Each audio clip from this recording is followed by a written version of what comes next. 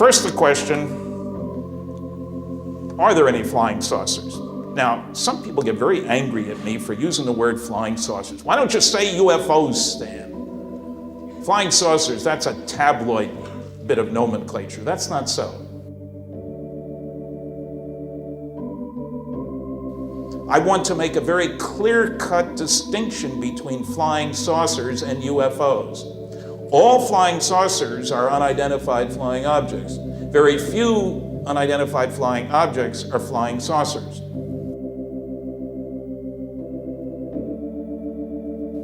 And besides, UFOs didn't come into use until after 1950, and I'm interested especially what happened in 1947, when it was flying saucers, flying discs. There's nothing wrong with the term.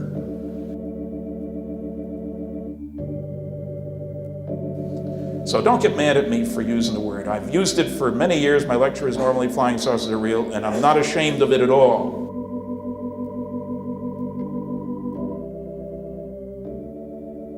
Next speaker is Stanton T. Friedman, known as the flying saucer physicist, a nuclear physicist by background, and a noted author, and one of our longtime supporters. On cue. I've spoken at more MUFON conferences than anybody. That's because I'm older than most of the guys up here. Worked in industry on more canceled government-sponsored advanced research and development programs than anybody that I've ever met. Nuclear airplanes, fission and fusion rockets, nuclear power plants for space. Little companies like General Electric, Westinghouse, General Motors, TRW System, McDonnell Douglas. I've focused particularly on the Roswell incident. Somebody called me the grandfather of Roswell. It used to be the father of Roswell, but I guess I'm getting older. I get around. Noisy, that's what I am. I talk about noisy negativist. I'm a noisy positivist. How's that?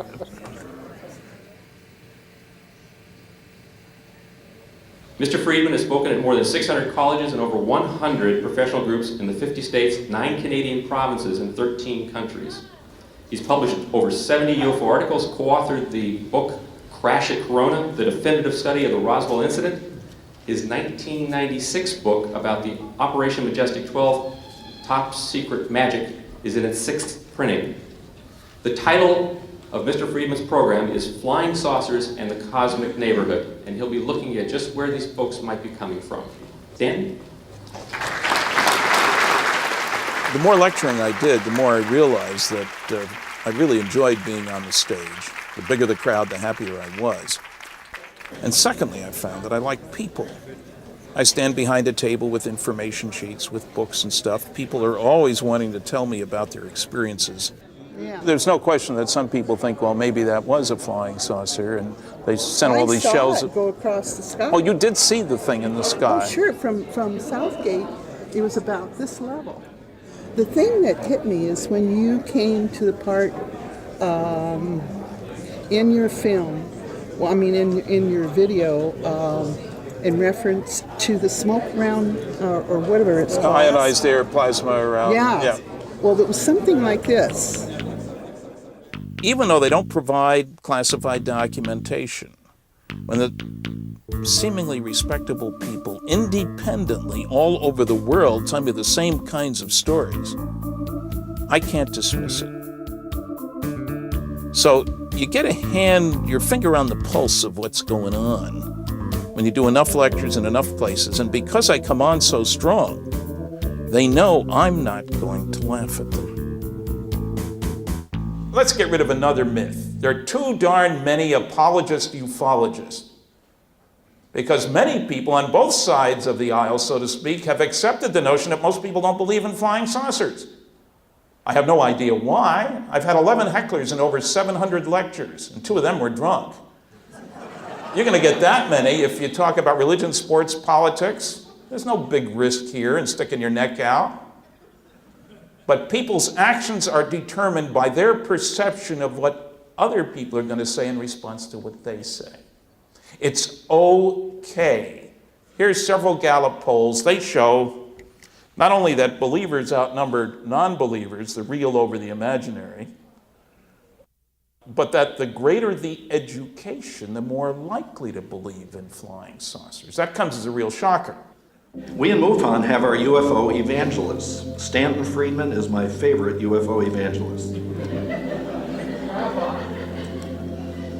When Dwight Connolly did his MUFON UFO Journal profile on Stan, his title was Stanton Friedman Spreads the Word. Stan would make a great Jewish UFO Presbyterian preacher. An idea which newspaper people and Alan Hynek would say has a high degree of strangeness.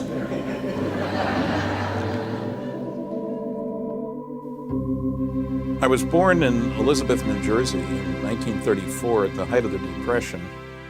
My dad was born in Chicago. His parents came over from Lithuania about 1900, 1901. My mother, her parents came from the Ukraine near Kiev around 1902, 1903. I grew up in Linden, New Jersey. First 19 years of my life. It was a working man's town, lots of immigrants to do the dirty jobs at the factories. But back in the 30s, if you got a job, you were lucky.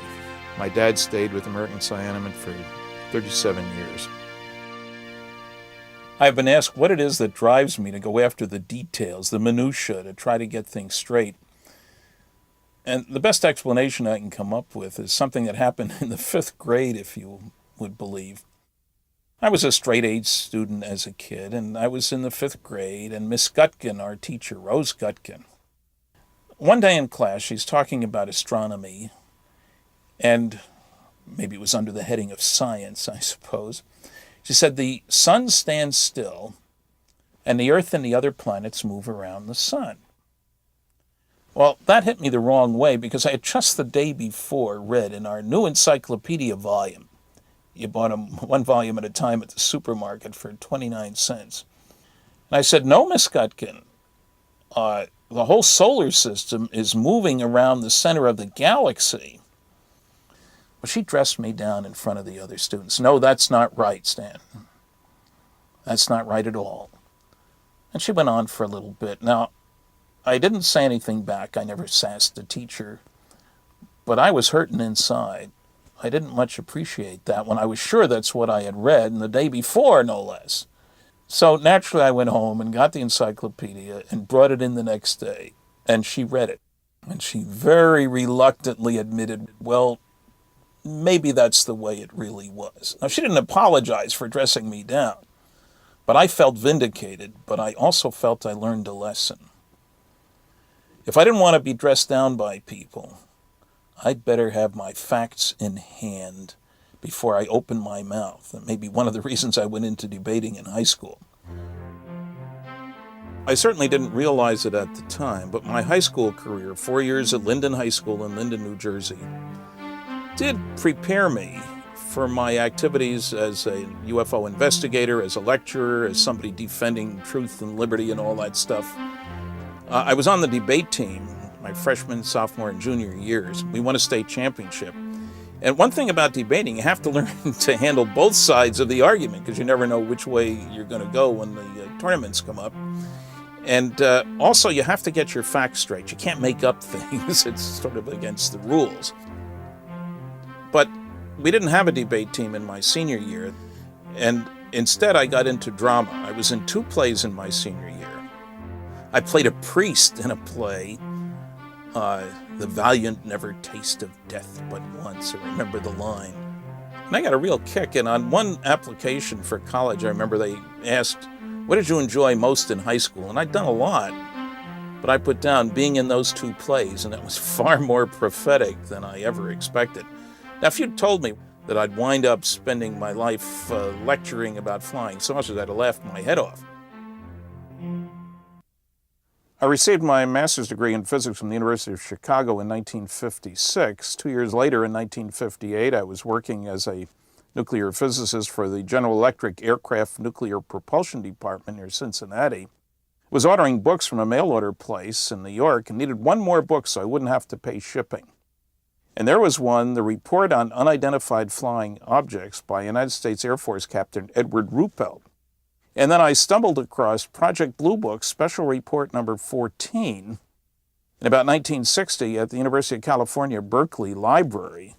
And I was astonished because it hadn't been mentioned in any of the 15 books that I had read. And it not only provided me with tons of data, and I'm a data hound, I'll admit it, information on 3,200 sightings, 240 charts, tables, graphs, maps, data heaven. But it also had the press release that the Air Force issued when the document was sort of released. It wasn't distributed, but they put out a huge press release all over the country. And that shocked me because it proved, once you looked at the data as I had been, that the Air Force was lying about the results of their study. And what's interesting is that nobody in the press made an effort, apparently, judging by the articles I've seen, to get to the truth of the matter. They were buying what the Secretary of the Air Force said, and that's terribly sad. And you know what? They're still buying what lies are being told by the Air Force. And that's really sad. Now, I was working on classified programs. I understand national security and how it works and so forth. But they were outright lying. That got my dander up. I later visited Project Blue Book many times. But that really began a 40-year quest now for the truth about flying saucers. I think I found it. The Secretary of the Air Force, about this study, this is what the public heard all over the country, all over the world. We believe that no objects such as those popularly described as flying saucers have overflown the United States. Even the unknown 3% could have been identified as conventional phenomena or illusions if more complete observational data had been available. The problem is that the two factual statements in the Air Force Secretary's summary are both false. The unknowns were not 3%, and they were not the sightings for which there wasn't enough information. I did a lot of reading, and when I had moved to Indianapolis, I got to know Frank Edwards, who was quite a UFO researcher. And when he came out with his new book, Flying Saucers: Serious Business, which became a bestseller, he sent me a copy in Pittsburgh, where I was now working for Westinghouse Astronuclear Laboratory on nuclear rockets. Read the book, decided I ought to do something, called Frank. He named some people I should talk to.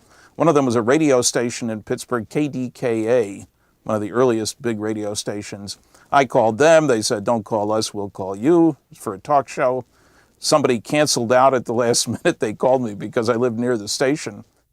Somebody at work heard me and asked me to speak to their book review club because they were looking at Frank Edwards' book. And I did. That was my first lecture in somebody's living room. The first big college lecture was at Carnegie Mellon University there in Pittsburgh, and only because I knew the wife of the guy who was the dean.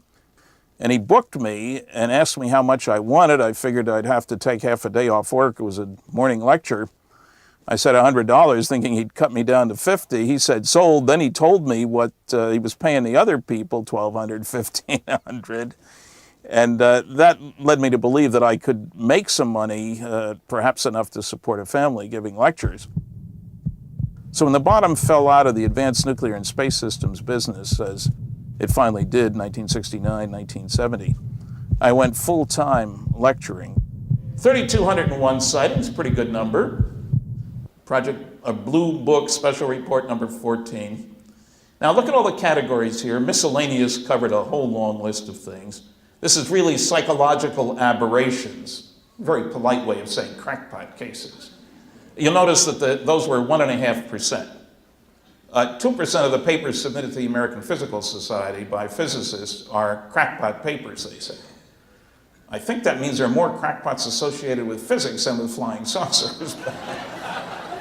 I like to use humor in my lectures, usually to poke fun at the nasty, noisy negativists, to show things in a sort of ridiculous light on occasion as required. I don't go out and tell jokes. I'm not Henny Youngman. But I try to soften up the audience and for once get them laughing at the nasty, noisy negativists instead of those of us who are convinced that some UFOs are alien spacecraft. Oh, another group that doesn't want flying saucers to be real are the SETI cultists. S-E-T-I, silly effort to investigate. A cult is a group of people who have a strong dogma, charismatic leadership, Strong resistance to outside voices, and boy, the SETI guys sure show that in spades. They don't want it to be real because who needs a radio telescope? There's real job security. Hello out there! 40 years later, hi there, what can we do for you? You pass the job on to your kids.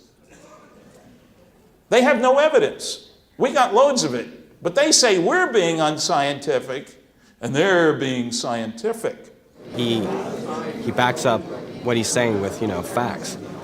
Like he talks about, the skeptics, how they just believe because that's what they believe. They don't go to the facts. And if you go to the facts, the evidence is overwhelming, pointing towards, the existence of some UFOs are extraterrestrials.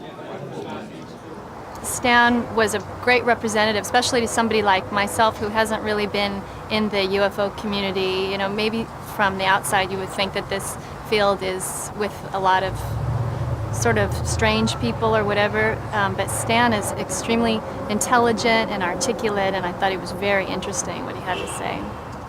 The arrogance of each generation of ancient academics and fossilized physicists is something to behold. Well, I'm trying to encourage the young people, you should respect your elders, but check and double check and triple check the assumptions that they're making to come to the conclusions that there isn't anything new, because there is and there always will be. If you get younger people, that's what you need. What's his name? Max Planck said, new ideas come to be accepted, not because their opponents come to believe in them, but because their opponents die and a new generation grows up that's accustomed to them. It's true.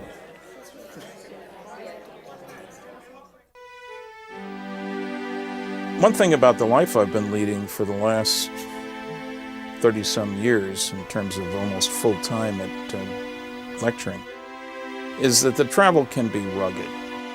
Now, some people say, oh, you travel all these exotic places, must be great fun. Frankly, it's work. My longest tour was 25 lectures in 15 states in 35 days. And believe me, that was work. I watched spring come in 3 different parts of the United States. And the thing is, I don't just lecture, but I do classroom visits, I do seminars, I do interviews. I've started some days at 8 in the morning, done 5 classes in a row, done 3 interviews, give a lecture that night, talk for an hour and a half, answer questions until the janitor kicks us out of the hall, go back to the motel by myself, get up in the morning to catch a plane at 6:30 or 7. That's work. And usually I don't get a chance to see much of the towns I visit. Every once in a while there's an extra day because I'm on the way to someplace else in a day or 2, where I do get a chance to look at things, but it can be lonely. It's amazing to me that he's been so persistent at staying with the task, which has been so frustrating.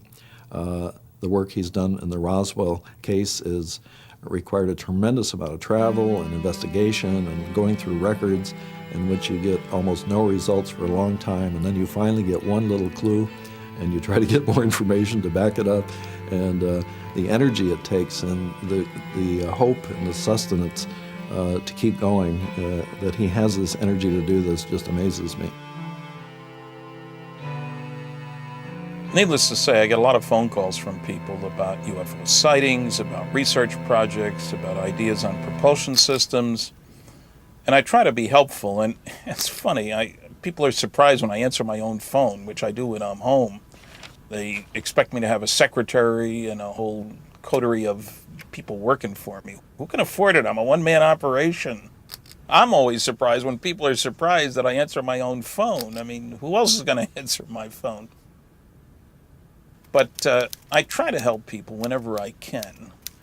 If they need reference information, they want to know all kinds of things. I got a lot of research material around here, no question about that. So I try to encourage those people who seem to have a justifiable goal, an appropriate one that fits in with my background and so forth. A good example was Chris Stiles when he first called me about Shag Harbor. Chris had just been watching the Unsolved Mysteries segment on the Roswell incident. And Stanton, of course, being the expert on it at the time, was was on the program, and Chris thought, well, I'll try and he looked up his phone number. Was surprised to learn that he lived in Fredericton, New Brunswick, and transplanted American. And he called there. He got forwarded through to a motel in Dallas, Texas, because that's where Stanton was doing a lecture at the time, I guess. And talked to Stanton, and Stanton sort of gave him some leads about where he should start looking. And I guess we owe Stan the opening part of our investigation of how to get going on this thing, with Chris and so on. Yeah, I find Stan to be a very tenacious researcher. He seems to be tireless in his research. He'll follow leads to the very end and try to squeeze every bit of information that he can out of it. UFOs are a thing that's very difficult to be purely scientific about. If your version of scientific is, when you haul me a dead alien in front of me, I'll believe, you may not bother with the UFO field very much. And so Stan has had to be satisfied with evidence, but not foolproof, in order to keep going, and he's done that very well. As a scientist himself, he's gone out there and put his professional career on the line years and years and years ago, and went out there and said, this is happening. I believe in the extraterrestrial hypothesis. These things are intelligently controlled, and they're not from here. And he makes no bones about that. And he's been carrying that around on his shoulders and bearing a great deal of burden, I think, because of that. And you got to respect a guy that gets out there and does that, and yet backs it up with his scientific credibility. I think that he is careful in his scientific analysis. At the same time, he's not slow to offer opinions. Some scientists won't give you their opinions. Stan's more than willing to give you his opinions. When somebody tells you the only sightings that couldn't be explained are poor quality sightings by incompetent observer, they are not telling the truth. They should not be allowed to proceed without justifying that statement, and they can't, because it isn't true. Stan Friedman was very much a major contributor to some really very, very important and contributed very, very important work to that kind of what you would think of as scientific ufology. Let's look at the phenomenon. What does the data tell us? What can we learn from this about our visitors, if there are visitors, and where they come from? As time went by, as Roswell came to the fore, as the abductions came to the fore, we found ourselves more and more focused on government cover-up and conspiracy, and less on what the government was covering up and conspiring about. That is, the UFO phenomenon and the data about it. And Stan moved into that realm with a vengeance with Roswell, and he spent the past 20 years now really focused on things like MJ-12 and government conspiracy and all of that, and has done very little, sadly, on the kind of things that he was working on in the past. We're dealing with the biggest story of the millennium: visits to planet Earth by alien spacecraft, successful cover-up of the best data, bodies and wreckage, for 54 years. Why don't we know more? It's the failure of the scientific and journalistic communities are the two major things. And of course, those other forces that don't want us to know about globalization and being an earthling and alien visitors. Lots of those forces. One of the issues that's very prevalent in the UFO community is the conspiracy issue. Granted, government does not release all information, but I also know from my own experience in the military that the government can't keep secrets very well. Ultimately, the stuff leaks out. Maybe not the documents, but ultimately it does leak out. And to this date, there's been no real smoking gun that's come out of the information that has been released or that's been supposedly overheard by people that would dispel my beliefs that it's anything but a misinterpreted event. It took me 5 years to get one of the important CIA UFO documents. I want to show that to you so you'll see how much we learned from those documents. Yeah, there's 5 years to get that. Well, it's got a lot of information. It says title, doc reference, info date, string of numbers, USSR, and more numbers, and that's it. They're not holding back anything. Now, how could you accuse the government of keeping a secret from us? Stan is famous for flipping the blacked out pages and said, what's going on here? Well, we now know that the reason they covered that up was not because there was UFO information in it, but because there was critical source information in it. The Soviets may determine, based on some of the stuff released in that report, where the information was gathered, and it could adversely affect the person who helped in the gathering of the information. I don't know how much of this is a consequence of frustration after years and years and years of trying to tease out the answers from the data in hand, and how much of it is a genuine belief that if we crack this cover-up, we're going to have all the answers, so let's not waste any more time poking around with the data and doing all that rather boring, hard work. I don't know. I suppose in some ways it's also more exciting if you're thinking in terms of cover-up. There's a kind of James Bondish, X-File-ish kind of aspect to it that makes it more fun. I met somebody once who let me in on a little secret. He had worked at the White House. He was a professional person, and he had access to all kinds of stuff which he saw about flying saucers. And he told me, they kill people for leaking stuff like that. And I believe him. But I can't live my life worrying about what the government's going to do and looking over my shoulder. I have made 7 trips in the last 3 years to Roswell. It's a 200-mile drive from Albuquerque to Roswell, and there's nobody there. Lots of nothing in New Mexico. And I give out my itinerary, I tell my answering service, tell people where I am and where I'll be going and all this kind of stuff. If anybody wanted to take me out, I had ample opportunity. If you're thinking in terms of government cover-up and conspiracy and intimidation of witnesses and all of that, that tends to validate your own importance too, because they care about what we're doing. If you don't have that kind of attention from them, then who are you but just another bunch of folks that are interested in something that's slightly off the wall? Now, these guys got a sense of humor. This page says deny in toto. They couldn't find 8 lousy words to declassify. Of course there's a cosmic Watergate. This is just the tip of the iceberg. There's no case that better illustrates that than the Roswell case.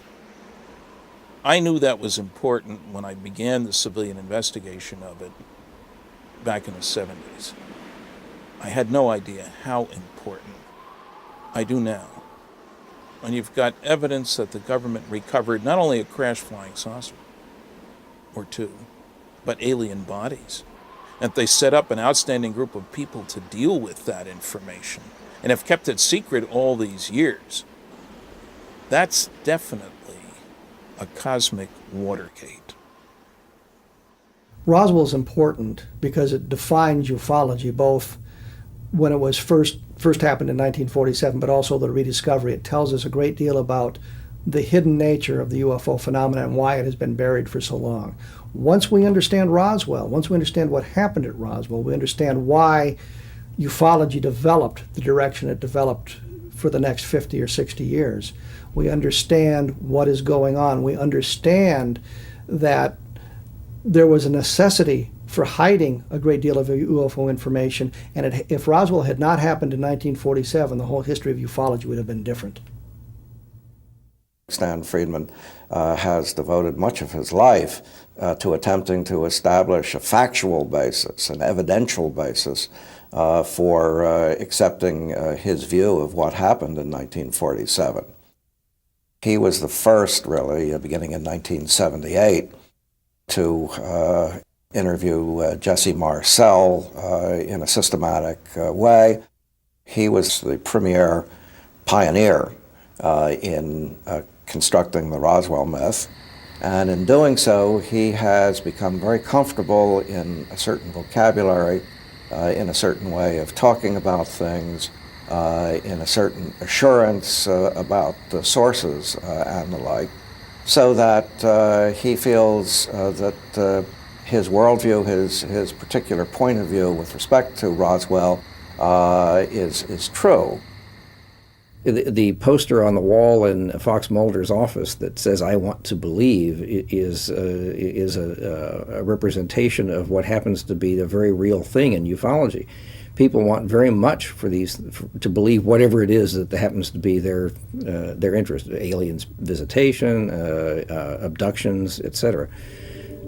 And unfortunately, what happens is that this leads them to ignore facts that are inconvenient, that is, facts which are contrary to the things that they want to believe. Roswell is replete with this. Friedman is something of a romantic who is interested in good stories and in trying to explain what otherwise would remain mysteries. In the process of doing so, he and his colleagues have constructed really a marvelous story.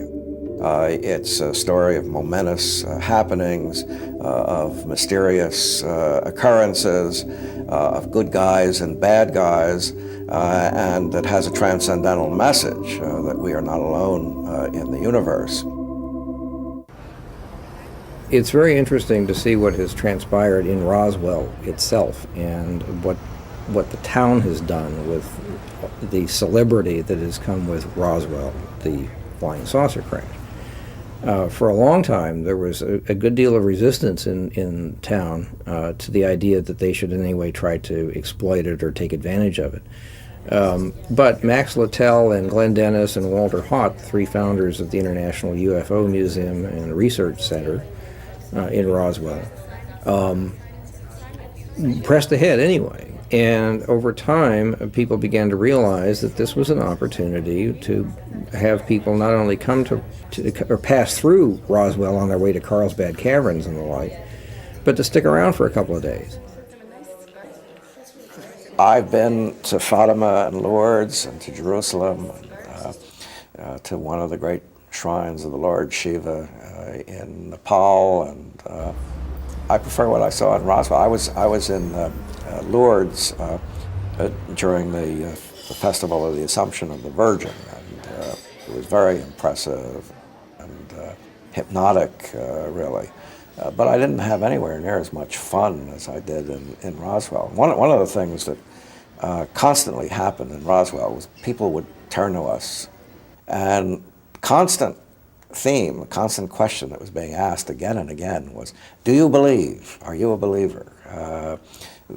People would introduce them, hi, I'm so-and-so from Duluth, and are you a believer? And many people replied, yes, I'm a believer. When we started on this idea of having a UFO museum, Stanton Friedman was the first one that helped us out. He still helps us out. He's been so involved in so many different places that his knowledge is so far beyond ours here that we couldn't operate without him. And I hate to pat him on the back too much, but it has been something that has been of a absolute big operation. Everything that we've done, he's been in there and told us, do it this way, do it this way. And it's worked out just beautifully. I think this kind of dishonest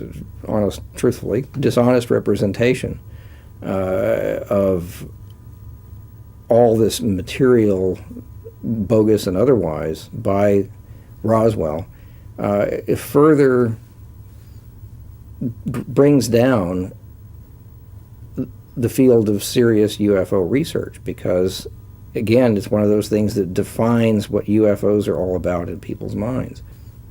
It's making money, it's a sideshow, it's parades and carnivals and fun and silliness, not something serious. And to that extent, the skeptics are right. I mean, ufology, unfortunately, is caught up in this kind of stuff, and this is probably one of the more dramatic examples of it. I was on a television program once, a town meeting, a Sunday afternoon. Every Sunday, this is out in Portland, Oregon, every Sunday they ask people to phone in yes or no to a question. This week the question was, do you think the government's told us all it knows about flying saucers? And I was in the hot seat, and they'd gone down to Roswell and so forth. 3,900 people called. 92% said no, they don't think the government's told us all it knows about flying saucers. That's a pretty big lack of confidence, and they couldn't all have been just UFO believers, if you will. I hate that term, but I'm stuck with using it. You know what I mean when I say it. So, yes, there is a pop culture side to all of this. One reason, incidentally, is a peculiar one. When I asked the people at the gift shop at the Roswell International UFO Museum and Research Center, there are a lot of places where you can buy alien-oriented stuff, T-shirts and all the rest. Oh, all over the place. Many, many companies. Well, one reason is you don't need to pay royalties to anybody. At least the aliens haven't billed anybody for using their likeness. So there's an interaction here. Pop culture tends to follow reality. Roswell gives it a face, a focus. The real problem I have is that time after time, these people have received so-called anonymous documents, anonymous letters, signed by individuals who ask that their name not be released or not signed at all. And they're using this as evidence to substantiate their claim. And that's a foolish way to do things. That wouldn't go anywhere in a courtroom. The court wouldn't even allow that kind of testimony. It's absurd. And yet, I do wonder why people fall victim to these claims. Why does a person of high academic standing step over the edge? And I've also worked, on the MJ-12 documents. There's a display about them back there. Most important classified government documents ever leaked to the public.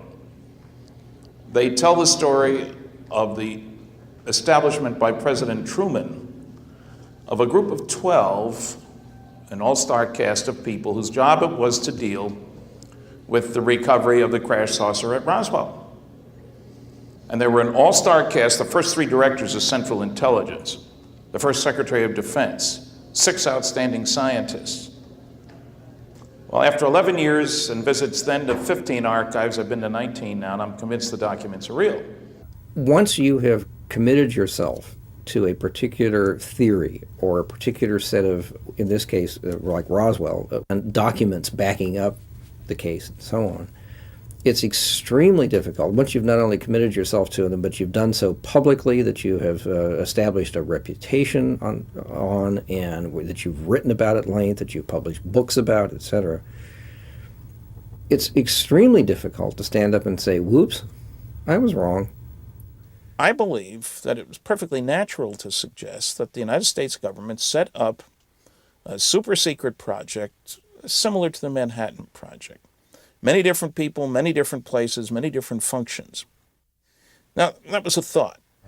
Well, in 1984, I was working with William Moore and Jamie Chandray.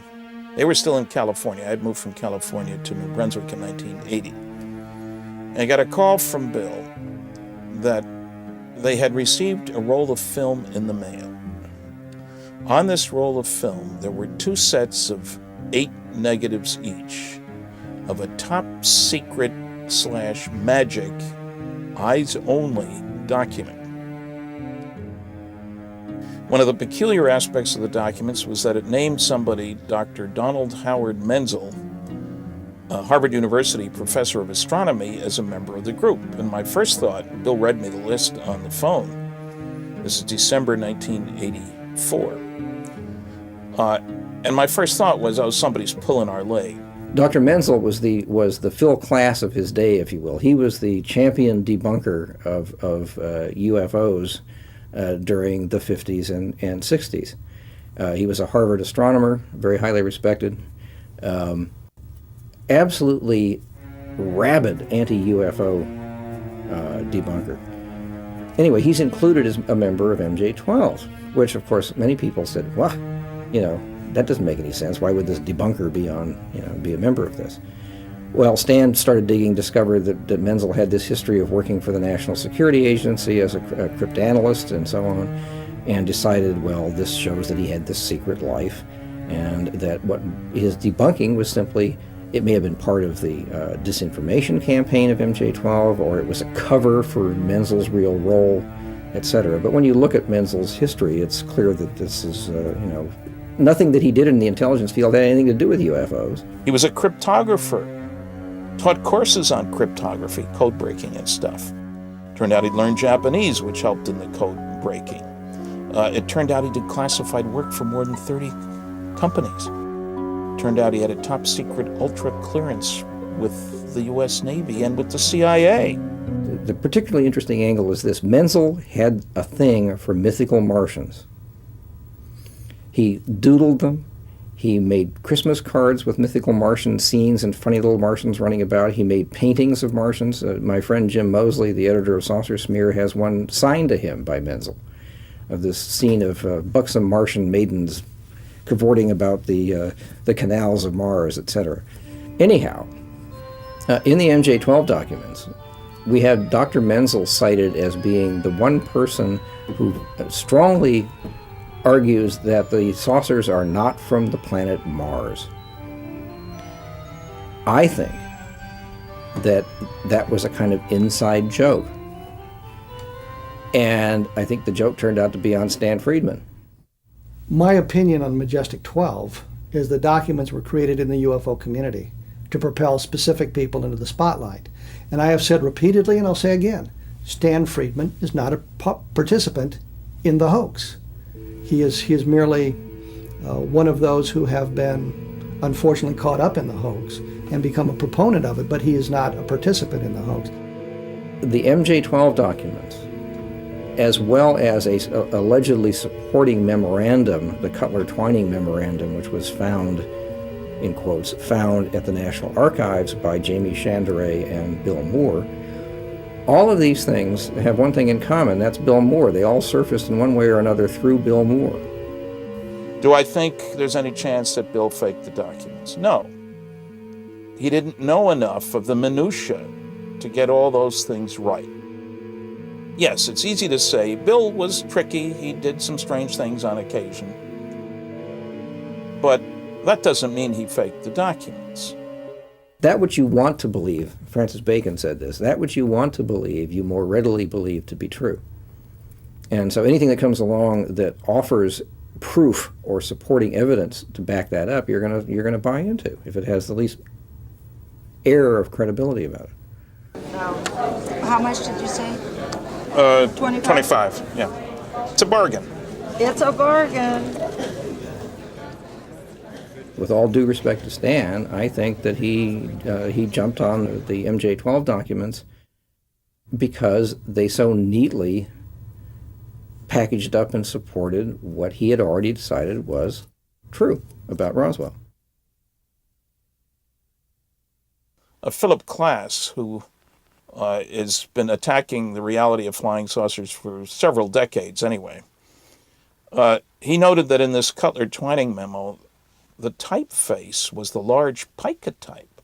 So he wrote me saying perhaps I hadn't noticed that, but the tradition at the White House and the National Security Council was the small elite type, and he had 9 samples to prove it. And he challenged me to find any genuine letters, memos from the right people, right time frame, or a number of conditions, done in the same size and style type. He offered me $100 each for every genuine such item, with a limit, unfortunately, of 10. And I sent him 20 just to tease him. He accepted 2. I think he thought he was home free. Once I got back from the Eisenhower Library, I sent him another 14 and an invoice for $1,000. and he paid me. Here's the crazy part, though. He'd never been to the Eisenhower Library. They have 250,000 pages of National Security Council material.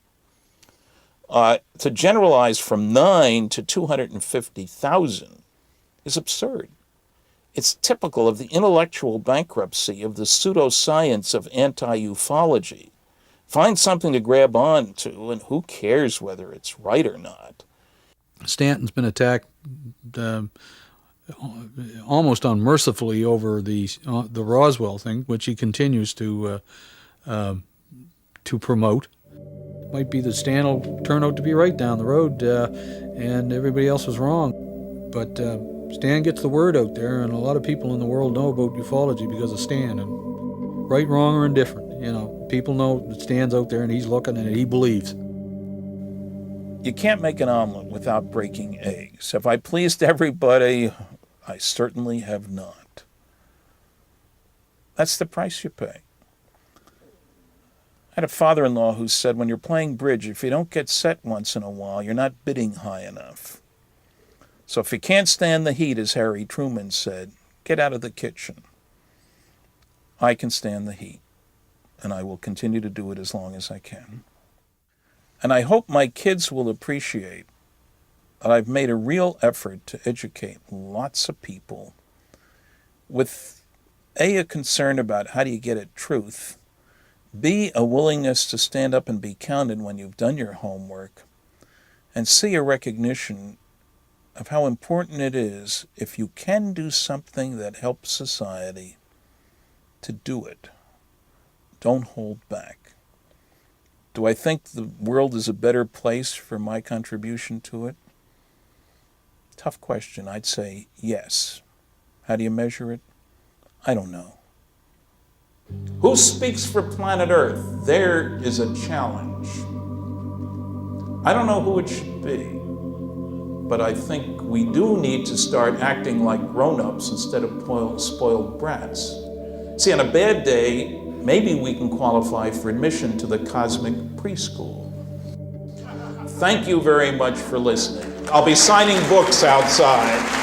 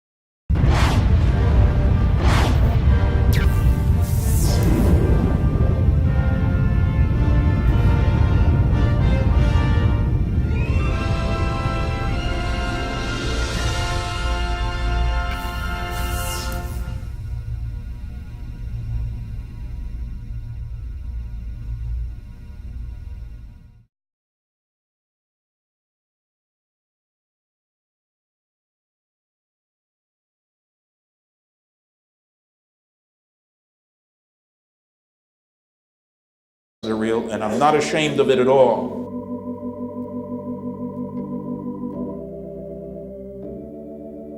Next speaker is Stanton T. Friedman, known as the flying saucer physicist, a nuclear physicist by background, and a noted author, and one of our longtime supporters. I'm cute. I've spoken at more MUFON conferences than anybody. That's because I'm older than most of the guys up here. Worked in industry on more canceled government-sponsored advanced research and development programs than anybody that I've ever met. Nuclear airplanes, fission and fusion rockets, nuclear power plants for space. Little companies like General Electric, Westinghouse, General Motors, TRW System, McDonnell Douglas. I've focused particularly on the Roswell incident. Somebody called me the grandfather of Roswell. It used to be the father of Roswell, but I guess I'm getting older. I get around. Noisy, that's what I am. I talk about noisy negativist. I'm a noisy positivist. How's that?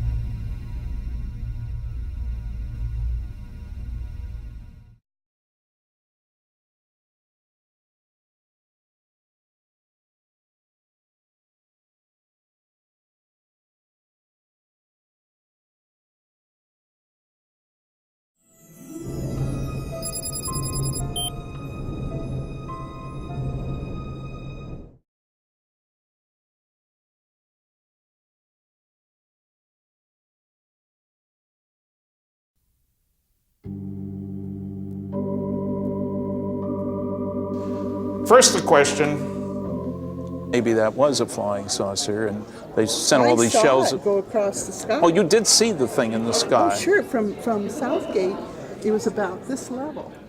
The thing that hit me is when you came to the part in your film, well, I mean in your video, in reference to the smoke round or whatever it's called. Ionized air plasma around. Yeah. Well, it was something like this. Even though they don't provide classified documentation, when the seemingly respectable people independently all over the world tell me the same kinds of stories, I can't dismiss it. So you get your finger on the pulse of what's going on when you do enough lectures in enough places, and because I come on so strong, they know I'm not going to laugh at them. Let's get rid of it. Mr. Friedman has spoken at more than 600 colleges and over 100 professional groups in the 50 states, 9 Canadian provinces, and 13 countries. He's published over 70 UFO articles, co-authored the book Crash at Corona, the definitive study of the Roswell incident. His 1996 book about the Operation Majestic 12 Top Secret Magic is in its 6th printing. The title of Mr. Friedman's program is Flying Saucers and the Cosmic Neighborhood, and he'll be looking at just where these folks might be coming from. Dan? The more lecturing I did, the more I realized that I really enjoyed being on the stage. The bigger the crowd, the happier I was. And secondly, I found that I like people. I stand behind a table with information sheets, with books and stuff. People are always wanting to tell me about their experiences. Yeah. There's no question that some people think, well, are there any flying saucers? Now, some people get very angry at me for using the word flying saucers. Why don't you say UFOs, Stan? Flying saucers, that's a tabloid bit of nomenclature. That's not so. I want to make a very clear-cut distinction between flying saucers and UFOs. All flying saucers are unidentified flying objects. Very few unidentified flying objects are flying saucers.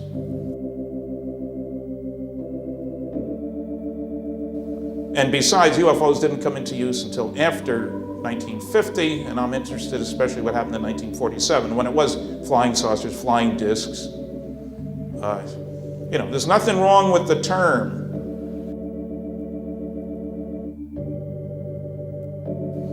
So don't get mad at me for using the word. I've used it for many years. My lecture is normally flying saucers.